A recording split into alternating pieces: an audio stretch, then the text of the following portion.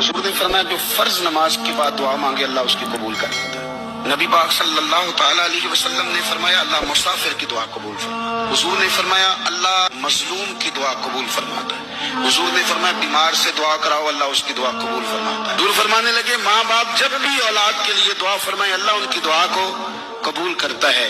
آپ اپنا تعلق بنائیں، دعا کے ساتھ، عبادت کے ساتھ، مصلی کے ساتھ رشتہ بنائیں، استغفار پڑھیں۔ صلاح الدین ایوبی صلیبی جنگوں میں تھے، رات کو مسجد اقصی میں نماز پڑھی تو پریشان تھے۔ ایک بزرگ سے ملاقات ہوئی تو وہ کہنے لگے کہ آپ بڑے پریشان ہیں۔ کہنے لگے حضور پریشان اس لیے ہوں کہ پہلے ہی مسلمان کمزور ہے، اب میں نے سنا ہے دشمن کا ایک بحری بیڑا وہ جنگی سامان سے بھرا ہوا آ رہا ہے، تو اب ان کے پاس اور تلواریں اور نیزے آ جائیں گے، مسلمانوں کے پاس پہلے ہی وسائل کی کمی ہے، پریشان ہو کس طرح کر کے مقابلہ کریں گے۔ یہ بات کہتے ہی صلاح الدین ایوبی نے بزرگوں سے کہا حضور آپ بھی دعا کرنا، دعا کی بڑی طاقت ہے۔ میرے نبی پاک نے فرمایا دعا مومن کا ہتھیار ہے۔ حضور نے فرمایا تقدیر کو سوائے دعا کے کوئی چیز نہیں بدل سکتی، یہ کافر کے پاس کوئی نہیں۔ پھر سنیں کئی بار کہہ چکا ہوں یہ ہتھیار ہے، کافر کے مقابلے میں جو تیرے پاس سب سے بڑا ہتھیار ہے وہ دعا ہے۔